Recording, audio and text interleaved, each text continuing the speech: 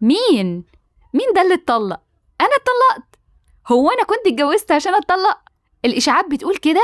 طب ثانية واحدة بقى، هو أنا لو عايزة أقول دي إشاعة أو الإشاعة بتقول كذا كذا كذا، نقولها إزاي؟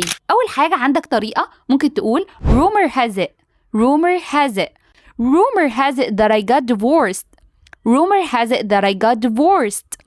وخلي بالك أنا ما قلتش divorced، خلي بالك قلتها صوت ساوند في الآخر، فاسمها كده divorced.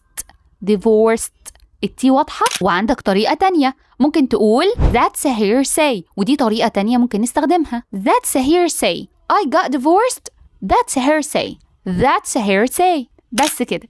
ولو محتاج ان انت تتعلم expressions اكتر، تعلي الفوكاب عندك، يبقى عندك طلاقة وانت بتتكلم، يبقى انت محتاج دلوقتي تنزل تسيب كومنت او تبعت مسج دلوقتي حالا عشان تعرف تفاصيل كورس السيمي برايفت اللي بيكون معاك 2 أو 3 بس.